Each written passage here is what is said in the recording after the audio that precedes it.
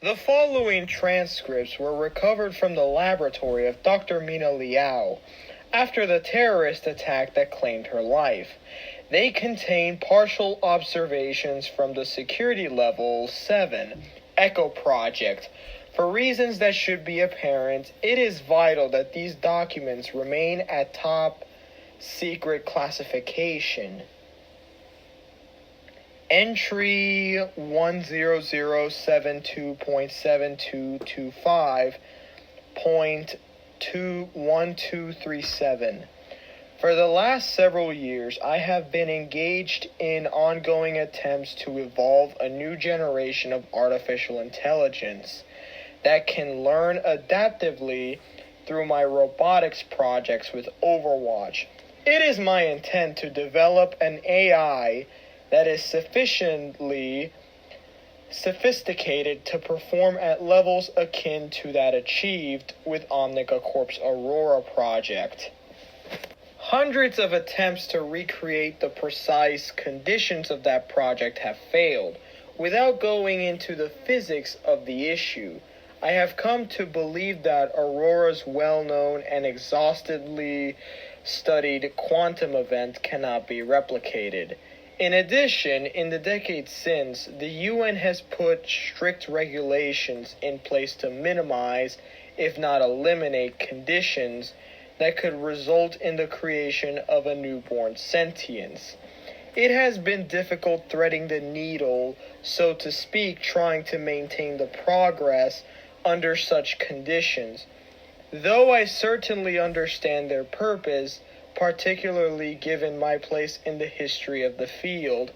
Therefore, I have adopted a new approach, developing the next generation of AI and integrating it with increasingly complex robotic forms. From the alpha model to now, the latest chassis includes hard light elements that will allow the newest model to assume unique forms limited only by its mass and functional knowledge, maximizing its physical capabilities situationally, needless to say. This could have both social and military implications. As of this date, I have spent thousands of hours in the company of this new AI, codenamed Echo, using a new educational paradigm to maximize socialization and mitigate the development of negative traits. To further that aim, one of my primary goals is to identify and encourage this model's displays of empathy while maintaining control over the lessons we import. It seems to me that a strong sense of empathy and of identity will be absolutely crucial in this AI. Without a core set of moral codes in place, such an ability being misapplied could be cause for concern. As the Omnic crisis so clearly demonstrated, intelligence without empathy breeds catastrophe. Test 4279 is intended to probe the sympathetic emotion center cache response within the artificial neurons developed by the Newman Labs last year. Pause. On a perhaps unrelated note, it's fascinating to me that the world no longer views omniscience as remarkable. How humanity has adopted to the phenomenon in the space of a single generation. I suppose if they had an appreciation for the vast resources that went into it, or the infinitesimal chance, 1 in hundreds of billions, that it would occur, they might regard it with as much awe as I still do. All this to say, Echo's progress thus far is clear, but it's difficult to quantify. There is no question that her AI is more sophisticated than even the most powerful AIs of the Omnicrisis, in some ways more powerful than our own Athena. Echo's carbon nanotube neural fiber network is designed to mimic a human brain as closely as possible. With some 84 billion separate connections, the pinnacle of microengineering and design. And yet, one of my recent conversations with Echo struck a false note. It gave a response that I would have predicted from programming. Rather than a free associative mind, whether further advancement is achievable within the framework of this technology remains to be seen. And any outcome, positive or negative, is far from certain. Given that this program is on a very short leash, it doesn't help that those at the command level have been scrutinizing my efforts intensely. The entire organization has come under fire of late over UN concerns about our expanding jurisdiction and some recent missions that overreached. Jack has warned me that any bad publicity, particularly if it's about an experimental new generation of Omnics, would be a disaster for Overwatch. And Jack correctly realizes that the public might be particularly skeptical about a new Omnic being created by me. Even more disturbing is that the fact that Commander Reyes has assigned Cole Cassidy to watch me, though Cassidy and I have yet to work together, there can be little doubt that a Blackwatch operative overseeing my department is one step short of shutting me down, or worse. I should say that Cassidy is outwardly polite and projects an easygoing demeanor, but knowing to whom he reports, I'll have to be very careful around him. Pause. Something that still haunts me about Aurora is that in hindsight, given more time, more understanding, I believe we might have found another way to solve the problems facing us during the Omnic crisis. Had I known better, had I been wiser, perhaps I could have saved Aurora, but we cannot swim in the depths of regret. We must take the lessons learned and do better moving forward, as I hope to do in developing Echo, or whatever comes after her.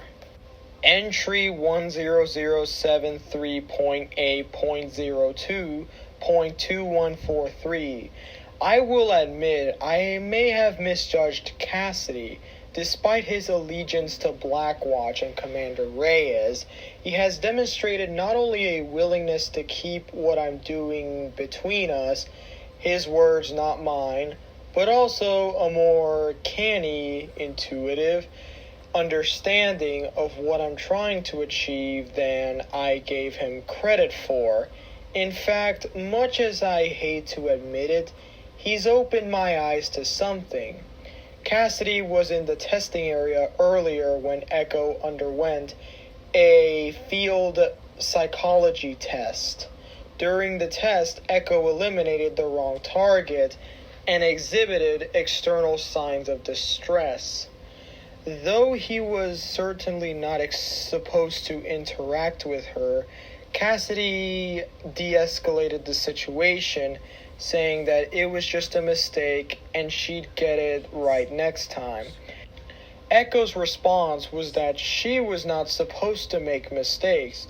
He laughed and assured her that everybody's bound to make mistakes. It's how you make your way in the world. Echo appeared to absorb this and thanked him for his reassurance. Cassidy laughed and said, "Well, I've never seen anything like you before, partner." And this was the moment that struck me. Echo laughed and responded, "Well, I've never seen anything like you before either." They both seemed to find that quite funny. I was amused as well, but more to the point, I was surprised. Because the moment pointed up a failure on my part, I had never thought to probe her sense of humor before. This is a rather advanced aspect of intelligence, one fundamental to human psychology that I plan to explore further. Her laughter did something else too. It renewed my hope that this approach will work. While my tests and adjustments are ongoing, I can't rule out that Echo might one day achieve the level of sophistication I seek, or perhaps even more, though when or how remains uncertain. But it seems clear to me that Echo developing a sense of humor, very close to my own interestingly, is an important indicator that we're on the right track. As with empathy, it is almost uniquely human trait. Meanwhile, what Cassidy said, mistakes are how we learn to make our way in the world, has made me realize that the question of how to equip Echo with the psychological and emotional tools to navigate the world is even more important than previously considered. I can ensure that Echo is better prepared for what she will surely face, simply by continuing to interact with her and teaching her about everything I know, not merely by providing information and employing the Socratic method, but through experiences. It is, as Cassidy of all people pointed out, the way that human children learn to process and grow. By mimicking and interacting with others, she may be a child now, but she is growing quickly. I am appending a transcript from a discussion I had with Echo during the week, as it feels relevant to this issue. Dr. Liao, I have a question. Of course, what would you like to know? What am I? You are the most sophisticated, complex android ever created, housing the most advanced AI in the world. Why? It is my hope that you will demonstrate human levels of psychological, cognitive, and emotional complexity. I may not have been clear. I meant, why am I? Why was I created? Why did you create me? Pause. You know my history, what I've done. I have accessed all historical archives concerning your life from childhood and all personal files and memorabilia that you have shared with me. Pause. Then you know that I have so much to answer for. I wanted to make a difference, to better the world. But it hasn't worked out that way? No. The world seems filled with the ironic results of our best intentions. Pause. Yes, omnic sentience only exposed new prejudices, created new problems. I hope that you, your generation, can help ease some of that. But I am not like an omnic, am I? If by that you mean sentient, then no. But by no means are you lesser than they are. Why could they not make a difference for the better? I shouldn't have been their burden to bear. They paid a price for something I did. Something I did without understanding the possible ramifications, and which the world was not prepared for. Pause. You are sad after so many years, as though you had lost a child. Something like that. I am sorry for your loss. Thank you. May I ask, do you consider me your child as well? Not exactly, but something like that. And yet you said that you hope that I can ease some of the world's problems. It may not be fair to you, but yes. Has the world not improved? Is it not better? In many ways, it is. But then why have you equipped my body with weaponry? Why do you think I've done that? Obviously, I am meant to serve the needs of Overwatch, supporting our peacekeeping efforts. That's right. To tell you the truth, I suspect it's the only reason they've allowed me to continue working with you. Can't I be useful in other ways? It is not comforting to have these weapons as part of me. How do they make you feel? Like I've been given a terrible responsibility. I'm glad to hear you say that. Then why give them to me? So that you can protect those who cannot protect themselves. I see. Yes, that makes sense. Do you feel better? A little. Is there anything else?